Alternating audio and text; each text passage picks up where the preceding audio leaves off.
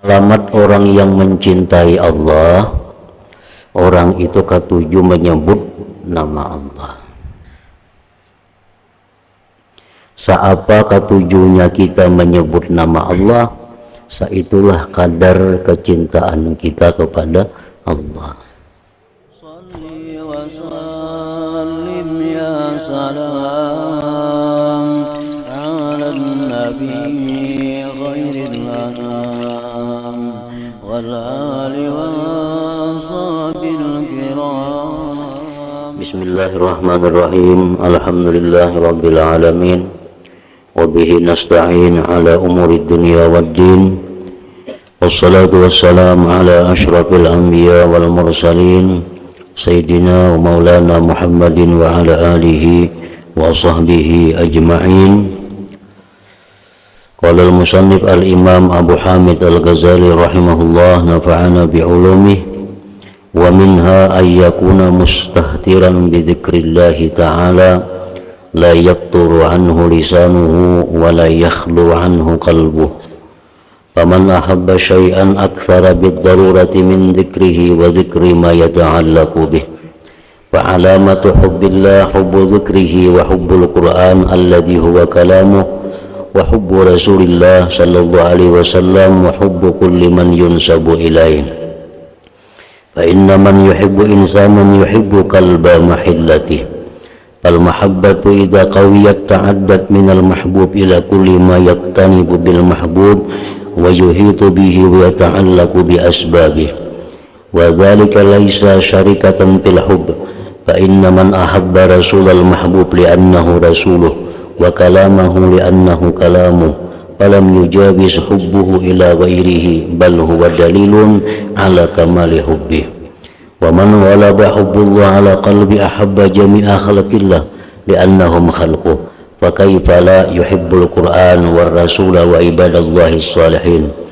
وقد ذكرنا تحقيق هذا في كتاب الأخوة والصحبة، ولذلك قال تعالى قل إن كنتم تحبون الله فاتبعوني يحببكم الله. وقال رسول الله صلى الله عليه وسلم أحب الله لما يبذوكم به من نعمه wa ahibbuni lillahi ta'ala ila akhirih. Makna kalam Imam Ghazali rahimahullah wa nafa'ana bi'ulumih. Di antara tanda-tanda cintanya hamba kepada Allah Ta'ala adalah bahwa ia senang sekali berzikir kepada Allah Ta'ala. Artinya alamat orang yang mencintai Allah, orang itu ketujuh menyebut nama Allah. Saapa ketujuhnya kita menyebut nama Allah, saitulah kadar kecintaan kita kepada Allah. Tidak lelah lidahnya untuk berzikir kepadanya, dan tidak kosong hatinya daripadanya Allah subhanahu wa ta'ala. Dan dalam hal ini maka manusia satu dengan yang lain tentu kada sama kadar kecintaan kepada Allah. Ada manusia yang berzikir kepada Allah 1000 itu inting. Nah, 1000 itunya berzikir sedikit. Ada orang yang berzikir kepada Allah 1000 asa kebanyakan.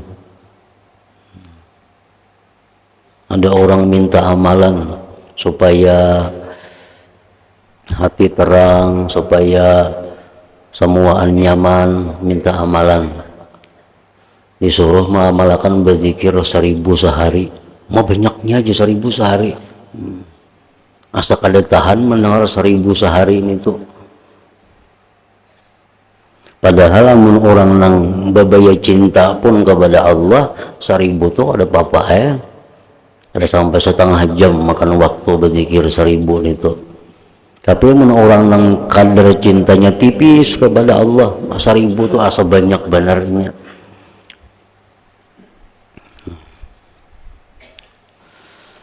Barang siapa yang mencintai sesuatu, niscaya secara pasti ia banyak menyebut-nyebutnya, mengingat-ingatnya, dan banyak menyebut-nyebut apa yang berhubungan dengannya. Maka tanda cinta kepada Allah adalah cinta menyebutnya, berzikir. Dan cinta pada Al-Quran yang ia kalamnya. Dan cinta pada Al-Quran yang Al-Quran itu adalah kalam Allah. Cinta kepada Rasulullah sallallahu alaihi wasallam dan cinta kepada orang yang menjadi keturunannya Rasulullah sallallahu alaihi wasallam. Nah, semuaan itu adalah bukti tanda orang yang cinta kepada Allah. Orang yang cinta kepada Allah bukan hanya semata kepada Allah, tetapi cinta kepada hal-hal yang berhubungan dengan Allah. Cinta kepada Quran karena Quran itu kalamnya. Cinta kepada Rasul karena Rasul itu adalah utusannya. Cinta kepada zuriat Rasul karena zuriat itu adalah zuriat dari utusannya. Nah, karena itu semuaan berhubungan dengan Allah Subhanahu wa ta'ala.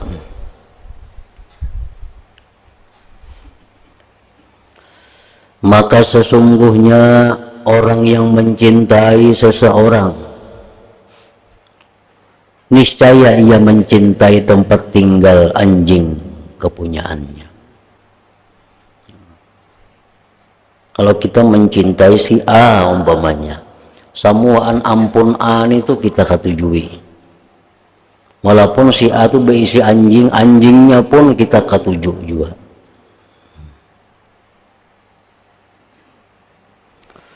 Maka apabila cinta itu telah kuat, niscaya ia melampaui dari orang yang dicintai kepada setiap yang melingkungi dengan orang yang dicintai, yang meliputi kepada orang yang dicintai, dan yang menyangkut dengan sebab-sebabnya. Itu cinta nang kuat. Amun cintanya lemah, tentu kada sampai melampaui kepada orang yang dicintai. Orang cinta lawan si Fulan umpamanya, cuma cintanya lemah, kada akan bakal cinta kepada hal-hal yang berhubungan lawan Fulan itu.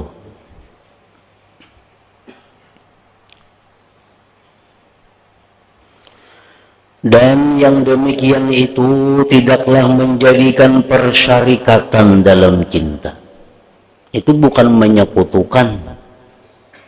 Umpamanya kita mencintai Allah, aku Allah aja aku cintai, mun aku mencintai Rasul karena aku menyekutukan Allah, kada macam itu.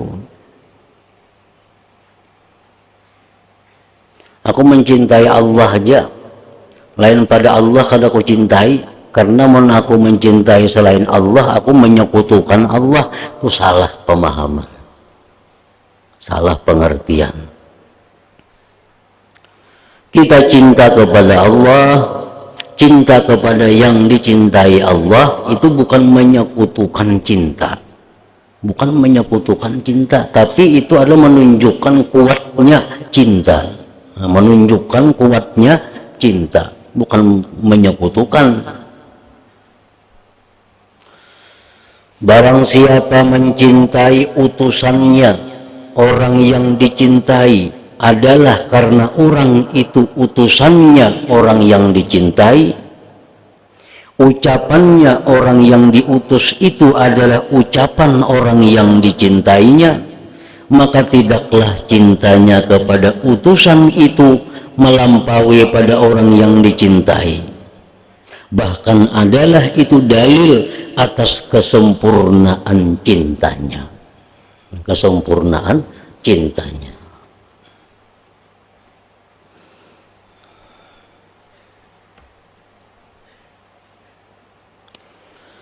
Siapa yang menguasai, menang cinta kepada Allah dalam hatinya, niscaya ia mencintai semua makhluk Allah.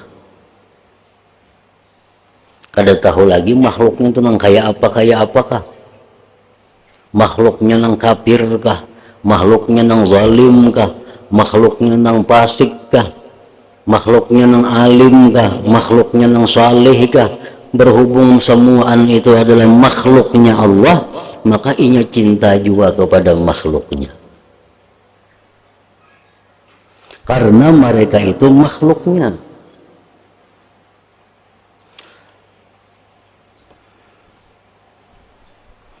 Orang yang kita cintai ada maulah 100 macam ulahan umpamanya.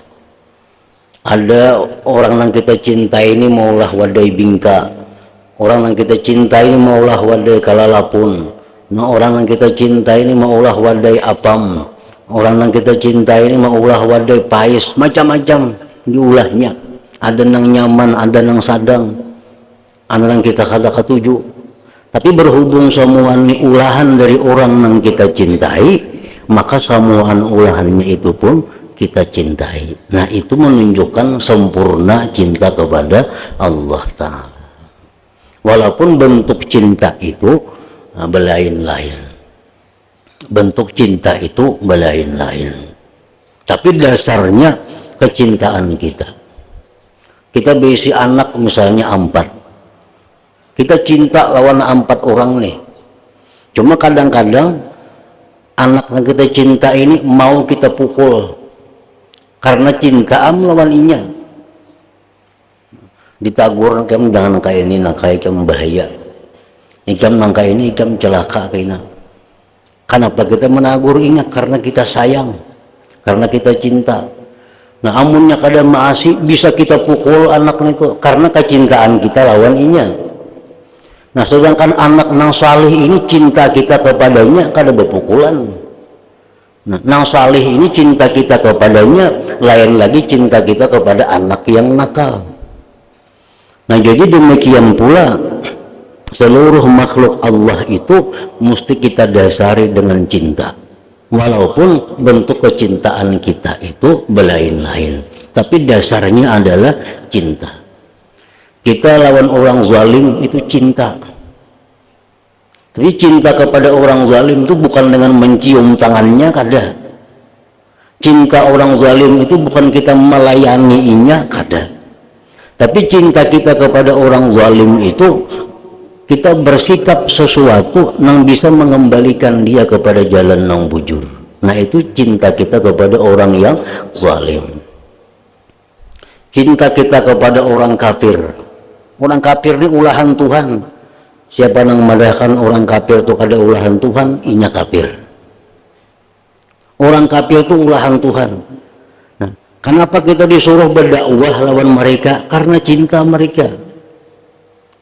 Kita mengajak mereka masuk Islam, kita mengajak mereka itu kembali ke jalan yang bujur, bukan karena benci, kada, tapi karena cinta. Kita sayang lawan mereka, kita bawai mereka itu masuk Islam. Kadang-kadang membawai bisa dengan berperang. Nah, jadi Nabi kita itu memerangi orang-orang kafir itu dengan dasar cinta. Bukan dengan dasar marah, bukan dengan dasar benci, kada. Nah, siapa-siapa yang mengatakan bahwa Nabi itu memerangi orang kafir dengan kebencian, maka ini orang diragukan keimanannya. Nabi memerangi orang-orang kafir, bahkan Nabi pernah membunuh 1 orang kafir. Bukan karena benci, kada, tapi karena cinta dengan mereka, karena sayang dengan mereka. Nah, jadi itu cinta itu mesti mendasari dalam setiap perilaku kita kepada makhluk Allah. Karena mereka itu adalah ulahan Tuhan, karena mereka itu makhluk Allah. Nah, itu kalau kita cinta kepada Allah, kalau kita cinta kepada Allah. Maulah kita benci lawan orang, nang orang itu ulahan Allah, kan kada mau aturannya.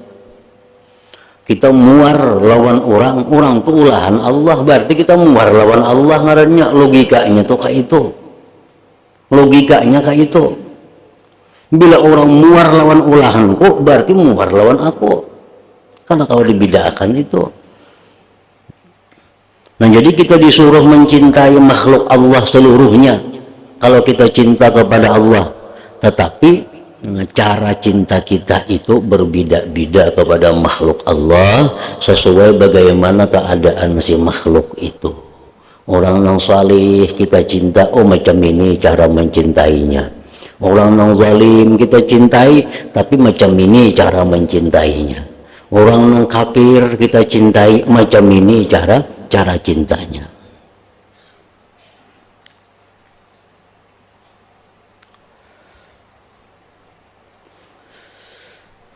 Siapa yang menguasai, menang cinta kepada Allah dalam hatinya, niscaya ia mencintai semua makhluk Allah. Jadi bukan kada boleh sarik, maka itu kada boleh sarik. Kada ka itu maksudnya. Sarik ayu sarik, tapi sariknya tuh karena cinta. Kita mau sarik lawan anak. Anak mau kita sariki, anak mau kita bikut kalau kita tagur anak kita. Kenapa? Karena kita sayang lawan inya. Karena sayangnya itu.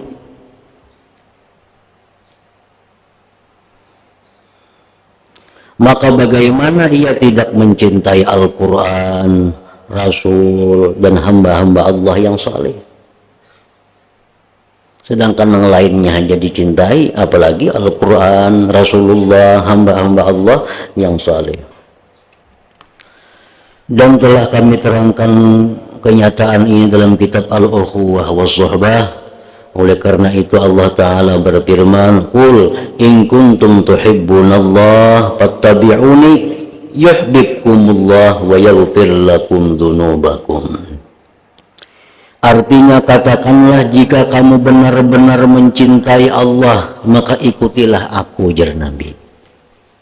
Niscaya Allah mencintaimu dan mengampuni dosa-dosamu. Rasulullah sallallahu alaihi wasallam bersabda, ahibbullah lima yaghzukum bih min ni'amih wa ahibbuni lillahi ta'ala.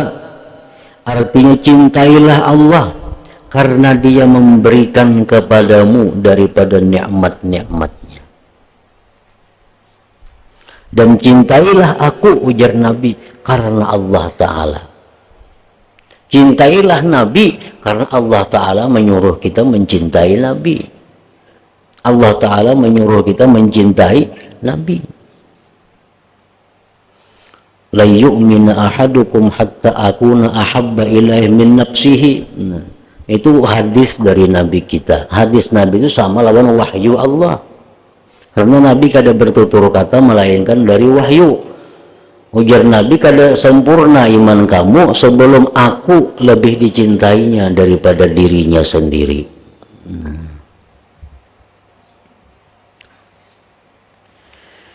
Sufyan berkata, barang siapa yang mencintai orang yang mencintai Allah Ta'ala, maka hanya saja ia mencintai Allah. Kita mencintai orang itu mencintai Allah, sama kita mencintai Allah. Nabi itu mencintai Allah, kita mencintai Nabi, sama hukumnya mencintai Allah. Orang salihin orang yang mencintai Allah, kita mencintai orang salihin, sama mencintai Allah. Dan itu termasuk yang diminta oleh Nabi kepada Allah. Ujar Nabi, Allahumma inni as'aluka hubbaka wa hubba man yuhibbuka. Itu doa Nabi. Allahumma inni as'aluka hubbaka. Ya Allah, aku minta kepada engkau cinta engkau. Wa hubba man yuhibbuk, dan cinta kepada orang yang cinta kepada engkau. Nah, karena cinta kepada yang mencintai Allah, sama hukumnya mencintai Allah Ta'ala. Dan barang siapa yang memuliakan orang yang memuliakan Allah Ta'ala, maka hanya saja ia memuliakan Allah Ta'ala.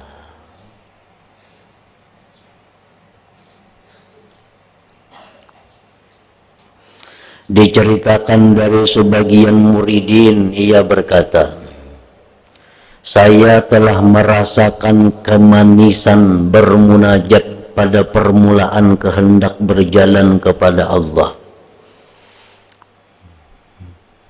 Maka saya terus-menerus membaca Al-Quran pada siang dan malam hari. Kemudian datanglah kepadaku kemalasan dan terputuslah dari membaca Al-Quran. Si murid ini pada awalnya ketujuh membaca Quran dan merasa manis, merasa lezat membaca Quran itu. Lalu ia siang malam membaca Quran. Nah kemudian hilang lezatnya, lalu timbul malas. Murid itu kemudian berkata, maka saya mendengar orang yang berkata mengatakan dalam tidurku. Si murid tadi bermimpi. Jikalau kamu mengaku-ngaku bahwa kamu mencintaiku, maka mengapa kamu putuskan membaca kitabku? Apakah kamu tidak memahami apa yang ada di dalamnya dari halusnya celaanku? Murid itu kemudian berkata, maka saya terbangun dan telah bercampur dalam hatiku kecintaan pada Al-Quran. Lalu saya membiasakan kembali kepada keadaanku membaca Al-Quran itu. Jadi artinya membaca Al-Quran ini tanda mencintai Allah. Tanda mencintai Allah. Seapa banyak Al-Quran di tangan kita, seapa banyak Quran kita baca, itu tanda banyaknya cinta kita kepada Allah. Kadarnya, kadar cinta.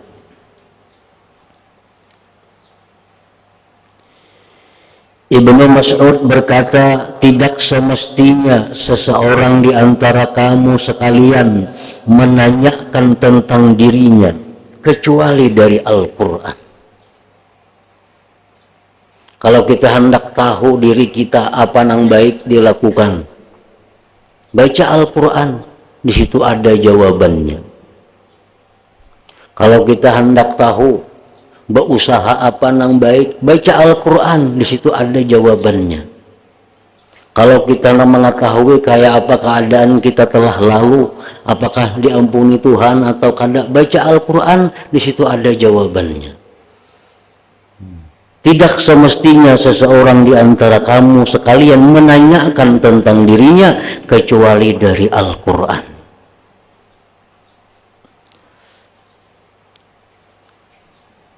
Jikalau ia mencintai Al-Quran, maka ia mencintai Allah Azza wa Jalla.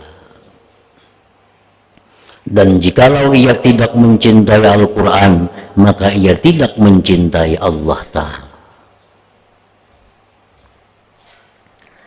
Sahal rahmatullah ta'ala alaih berkata, tanda cinta kepada Allah adalah cinta kepada Al-Quran. Tanda cinta kepada Allah dan Al-Quran adalah cinta kepada Nabi Sallallahu Alaihi Wasallam. Tanda cinta kepada Nabi Sallallahu Alaihi Wasallam adalah mencintai sunnah. Tanda mencintai sunnah adalah mencintai akhirat. Tanda mencintai akhirat adalah benci kepada dunia. Arti benci itu bukan muar kada. Maksud benci itu tidak mengutamakan dunia.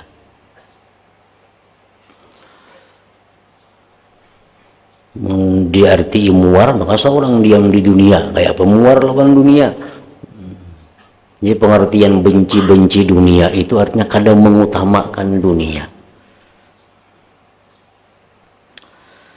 Tanda mencintai akhirat adalah benci kepada dunia, artinya tidak mengutamakan dunia. Arti kadang mengutamakan dunia itu macam apa? Nang orang kadang mengutamakan dunia itu macam apa? Ini mengutamakan akhirat. Kadang mengutamakan dunia. Artinya orang ini pemikirannya pemikirannya selalu memikirkan akhirat lebih banyak daripada memikirkan dunia. Mencari kebahagiaan akhirat lebih banyak daripada mencari kebahagiaan di dunia. Mencari kemewahan akhirat lebih daripada mencari kemewahan dunia. Nah, itu artinya mengutamakan akhirat. Jadi Allah Ta'ala kadang menyuruh kita muar lawan dunia ini, membuang dunia kemana? Membuang kita dalam dunia bagaimana?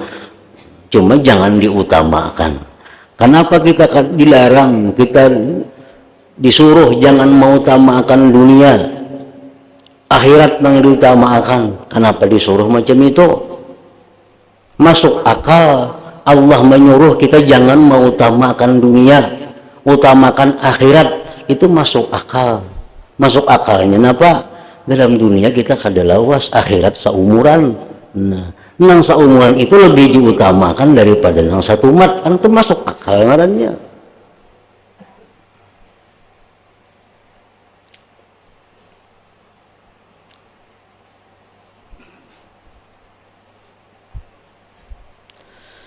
Tanda mencintai akhirat adalah benci kepada dunia, tidak mengutamakan dunia. Dan tanda benci pada dunia adalah tidak mengambil daripada dunia kecuali hanya perbekalan dan pengantar menuju akhirat. Nah, itu tandanya. Tanda orang yang kadang mengutamakan dunia, artinya mengambil dunia itu untuk bekal akhirat. Ini bukan bertentangan dengan sugih kadang. Banyak orang sugih karena kasugihannya masuk surga. Banyak itu.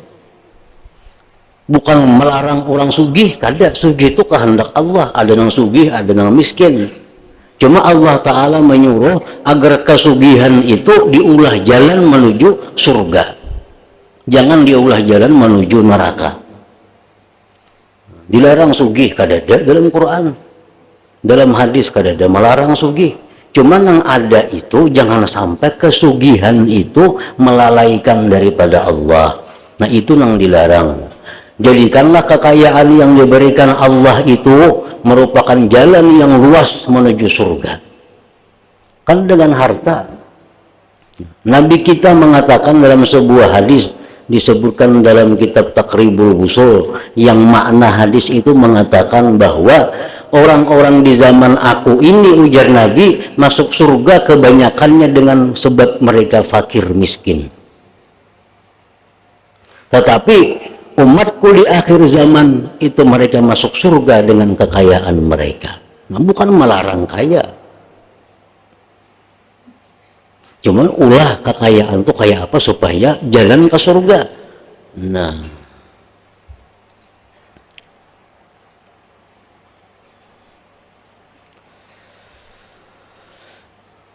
dan tanda benci pada dunia adalah tidak mengambil daripada dunia kecuali hanya perbekalan dan pengantar menuju akhirat.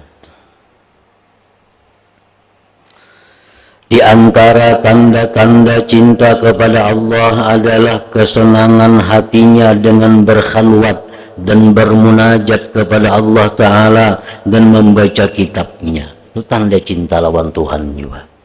Ketujuh, saurangan berzikir. Ketujuh, saurangan membaca Quran. Ketujuh, saurangan mengadukan hal kepada Allah. Maka ia tekun mengerjakan salat tahajud, mempergunakan tenangnya malam dan bersihnya waktu dengan memutung-mutung halaman-halaman, dengan memutung halaman-halaman Al-Quran. Dan sekurang-kurang derajat cinta adalah merasa lezat dengan berkhalwat dengan kekasih dan bersenang-senang dengan bermunajat kepadanya. Itu sekurang-kurang derajat cinta. Namun itu kadada berarti kadada cinta yang melebihi daripada kadar yang diwajibkan. Mending itu di waktu saurangan, di waktu malam berzikir, menyendiri, kadada rasa lezat, berarti inya kada mendapatkan sekurang-kurang cinta. Karena orang yang ada cinta lawan Allah itu walaupun cintanya sedikit, itu mesti ada merasakan kenyamanan, kenikmatan dalam berzikir yang sendiri di tempat yang sunyi itu.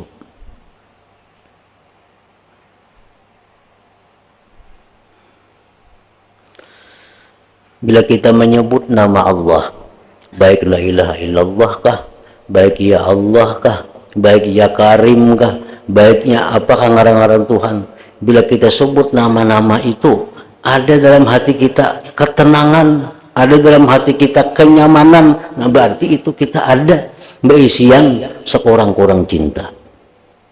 Kita sakit umpamanya, sakit, kenapa? Karena sakit. Lalu biar kita ya Allah, mengucap ya Allah, ada rasa nyaman mengucapnya, ada rasa kurang sakitnya, berarti kita ada sekurang-kurang cinta kepada Allah. Menghadapi masalah apakah nampinya berat banyak, lalu terzikir la ilaha illallah, waktu mengucap tuh ada rasa kurang beban nih, nah itu berarti ada cinta kepada Allah, ada sekurang-kurang cinta kepada Allah. Makanya rancak orang nampinya bahasa sarik tuh, bawa berzikir ya kalau tuh menang disuruhnya orangnya orang baik. Orang baik bila berzikir, ini ada tenang. Ada tenang, pasti ada tenangnya kalau orang baik itu bila berzikir kepada Allah. Maka barang siapa yang adalah tidur dan sibuk dengan bercakap-cakap, itu lebih lezat dan lebih nikmat baginya daripada bermunajat kepada Allah, bagaimana benar kecintaannya. Ibrahim bin Adham ditanya oleh seseorang yang mana beliau baru turun dari gunung. Dari mana kamu datang wahai Ibrahim bin Adham? Beliau menjawab, dari bersenang hati dengan Allah. Ibrahim bin Adham salah seorang daripada anggota kerajaan, tapi diberi hidayah oleh Allah. Akhirnya beliau tinggalkan istana, lalu munajat, berkhalwat, berzikir kepada Allah di gunung, di negeri Libanon sana. Nah begitu sidin turun dari gunung itu ditanya, "Kang di mana pian?" Datang bersenang-senang dengan Allah. Artinya di tempat nang sunyi berzikir itu menimbulkan kesenangan kepada dirinya.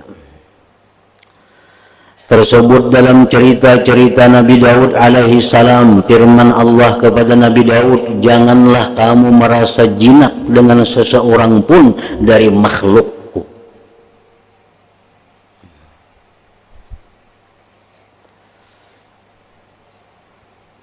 Janganlah kamu jadikan, ya Tuhan wahai Daud, makhlukku itu penentram hati engkau. Jangan kau jadikan wahai Daud, makhlukku itu penentram hati engkau.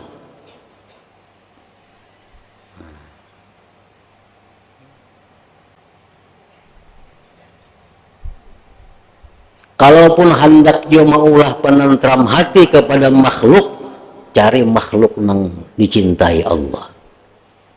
Cari makhluk nang cinta kepada Allah. Kalau kita nih belum bisa tentram hati dengan Allah, cari penentram hati dengan makhluk yang cinta kepada Allah. Karena itu berdekatan dengan cinta kepada Allah. Jangan mencari kesenangan-kesenangan hati dengan ketentraman daripada makhluk Allah yang salah, makhluk Allah yang lupa kepada Allah.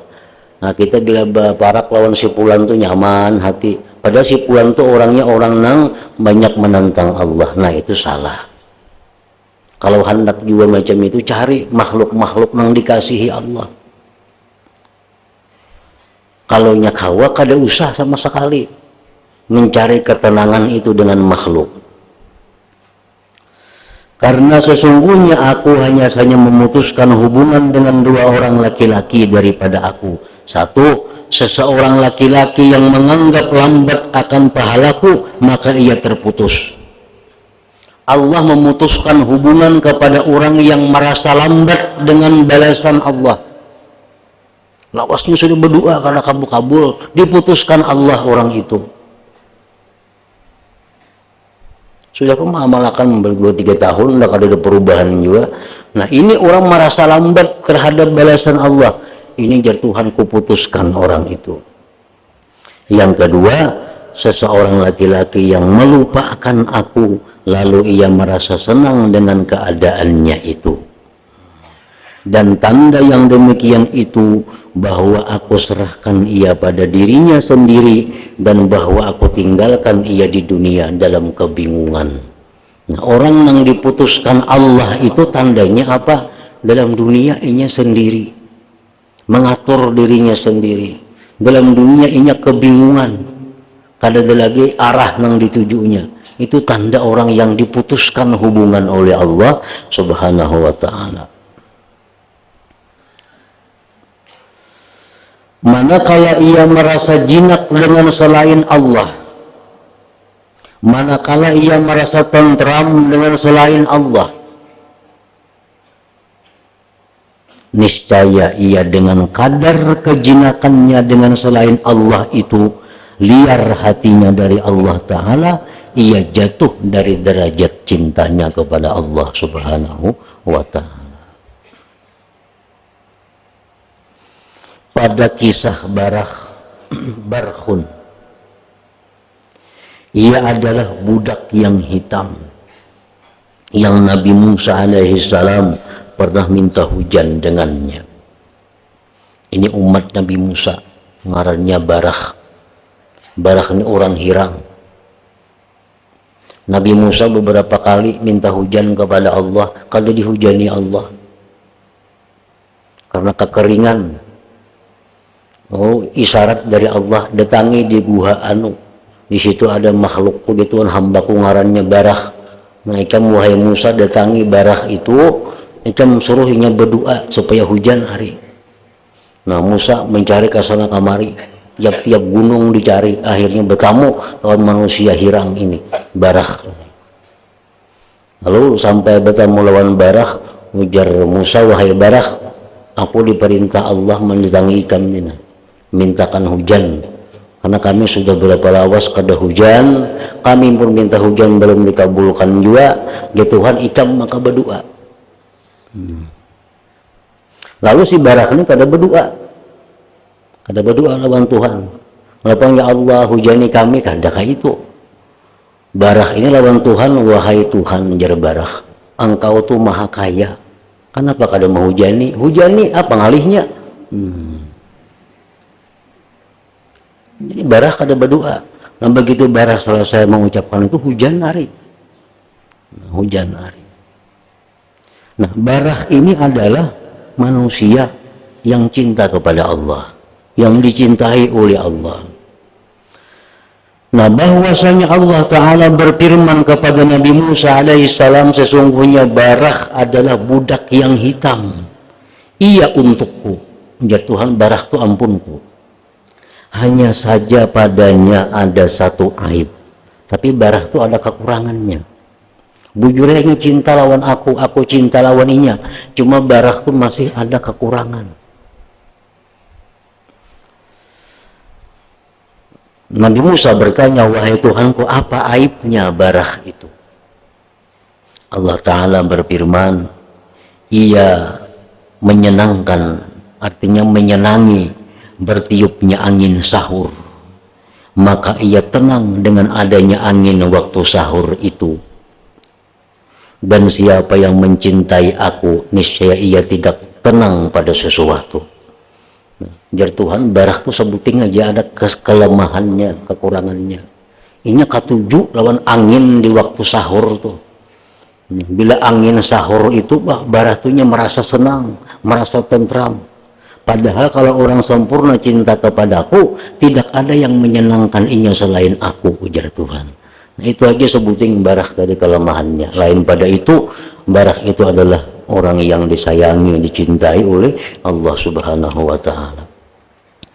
Nah, ingat situ diriwayatkan.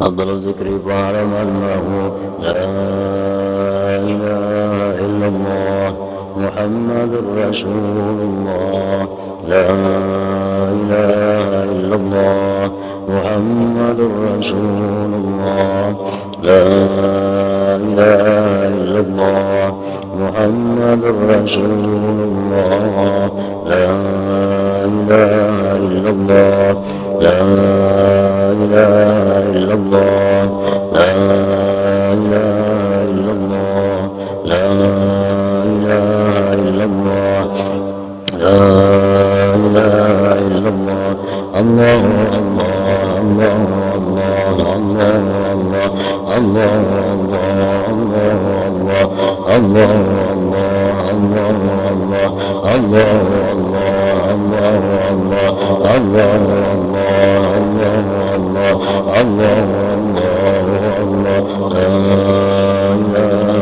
الله محمد رسول الله لا إله إلا الله محمد رسول الله لا إله إلا الله محمد رسول الله لا إله إلا الله الفاتحة لله إياك نستعين وإياك نستعين صراط الذين أنعمت عليهم ويا أيها الرجل منه شفاعة صلوا عليه وسلموا تسليما. صلى الله عليه وسلم.